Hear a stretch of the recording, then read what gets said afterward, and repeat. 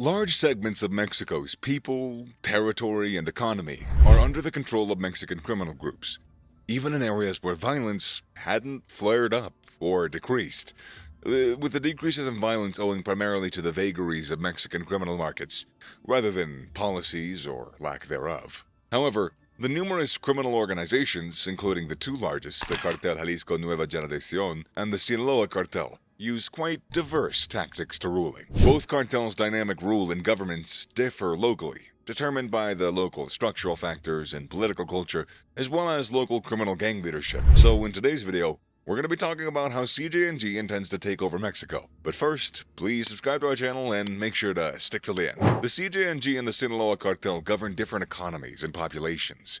The Sinaloa Cartel's strategic mode of operation includes attempting to control the whole vertical chain of an economy and industry, whether legal or criminal. CJNG, on the other hand, has frequently preferred to function as a tax master, and sometimes as a franchise licensor, taxing all local enterprises without, at least initially, attempting full authority across an economy's entire vertical chain. The cartel licenses not only a variety of criminal rackets, such as drug dealing and trafficking and prostitution, but also legitimate sales, such as tobacco, beer, and even tortillas, in the state of Jalisco, and in the new territory that it conquers. Don Berna's Oficina de Endigado in Medellin, Colombia, inspired this method. Despite this, the CJNG doesn't have the same amount of dense and sophisticated connections to local politicians and companies that Don Berna's criminal apparatus did in Medellin.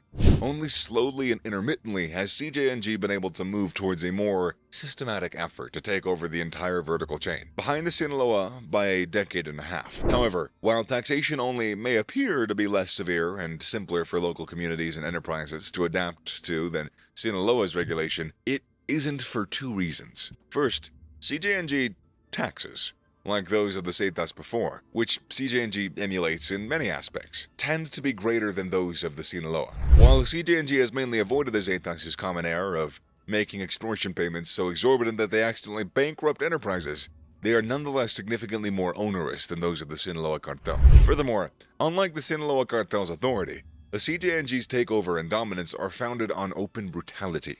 Its strategy is to be more ostentatiously violent than everyone else. At both the strategic and tactical levels, its characteristic strategy is bravado, brutality, and aggressive expansion, making both the takeover and the forced daily interactions with the group enormously gratifying to both local populations and large corporations. While the Sinaloa Cartel extortion fee collectors were defined as button-down crooks and nice extortionists who weren't too horrible and scary to deal with, CJNG operatives were described as brash, crude, frightening, and a plague to be rid of. The CJNG's bravado is also evident in its public executions and frequent exhibitions of firepower and advanced weaponry. Its heavy assault weaponry outmatched the arms and the equipment available to Mexican police and the National Guard. CJNG frequently shows dramatic footage demonstrating its weapons' might and unrestricted capacity to mass fighters and vehicles, allegedly with no effort by the Mexican government to prohibit such coercion. Not only does the cartel not hesitate to assault police stations, burn down police vehicles, or hunt down police officers in their homes, but it actively pursues this approach to demonstrate its impunity and its fearlessness. The Sinaloa Cartel's rule, on the other hand, is frequently much more behind the scenes, even as the cartels seek to intimidate, corrupt, and ensnare Mexican government officials by ranging from municipal levels to top authorities, and security agents ranging from street cops to National Guard deployments, to Security and Defense Ministry officials. CJNG, one of the first criminal organizations to use airborne IEDs, has become known for frequently deploying weaponized drones to attack police stations, as well as officers and local residents. The cartel's use of armed drones against the Michoacan towns goes beyond intimidation. It intends to depopulate communities in order to facilitate the cartel's capture of areas and routes. Much of the CJNG's influence stems from open intimidation and brutality, which is aided by relentless propaganda. That fear-based control is maintained after the act of conquest to guarantee that communities don't rise up against the CJNG dominion, maybe with the backing of other criminal groups or militias, often the same.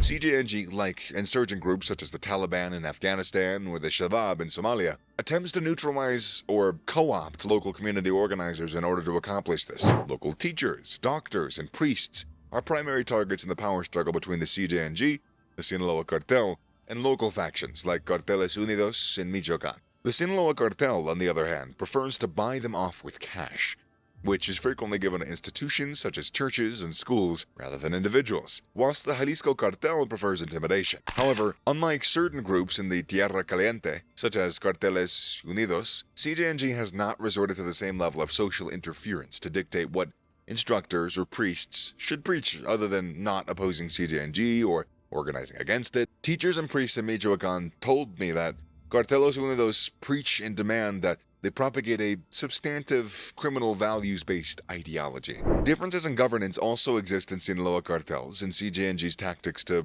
ruling allied local criminal groups. The capacity to prevent local proxies and friends from defecting is critical for both organizations' ability to hold on to territories and local economies while expanding. It's also critical for local instability, as local micro-conflicts are deeply entwined with the wider bipolar conflict between the Sinaloa Cartel and the CJNG. Because the CJNG is frequently the freshly arrived aggressor and conqueror, and a bold one at that, the group frequently needs to co-opt not only local social influencers, but also local criminal gangs. Once again, it is a mailed fist relationship that frequently begins with the assassination of a number of local criminal leaders in order to force the remainder of the gang to comply with CJNG rule. While calibrating violence with responsiveness to local concerns and pushback has served the Sinaloa Cartel well overall, its looser leash approach to local allies and vassals hasn't worked well for it in Ciudad Juarez, Tijuana, or Baja California Sur, where the rise of CJNG motivated Sinaloa's conquered vassals to switch to CJNG and drove large spikes in violence.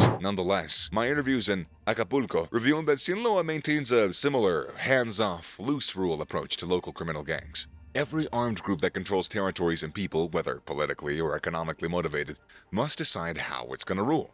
Will it do so solely through brutality, primarily by outcompeting everyone else in violence, or will it also rule by building political capital with a variety of constituencies? CJNG's trademark and default technique is to be harsher than everyone else on the block. However, over the last few years, it has gradually begun to accumulate some political capital as well. The introduction of COVID-19 in 2020 was a watershed moment that drove several Mexican criminal groups to deliver social assistance. CJNG was one of them, finally adopting components of a strategy used by the Sinaloa Cartel for decades. In Michoacan, for example, social workers and large local community groups stated that the CJNG distributes significantly more social handouts than Carteles Unidos, possibly because it's far bigger spending capacity, ranging from gifts to children, cleaning supplies to households, and laptops to schools.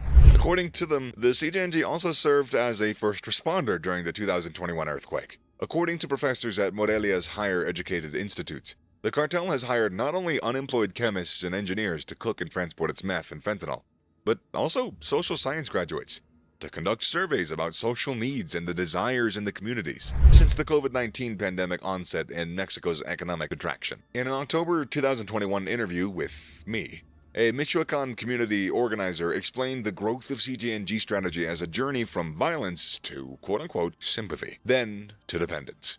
First, they came in with huge, terrible violence.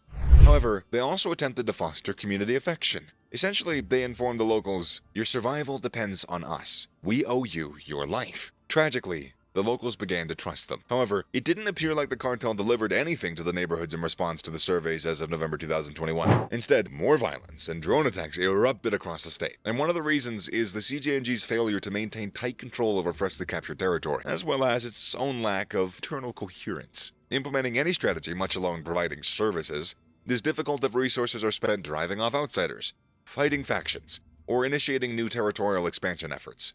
Furthermore, CJNG local spearhead lieutenants, like those of other cartels, are not smart strategists adept at or focused on creating political capital among local populations. So to do so more effectively, HQ must be motivated and capable of dispatching governors and commanding officers to the sector. Thus, unlike in the instance of the Sinaloa cartel, I didn't discover any community or interlocutor who observed or heard about CJNG dispute resolutions or courts, or CJNG efforts to extensively supply dispute resolution tools and run courts, the subject of my upcoming column.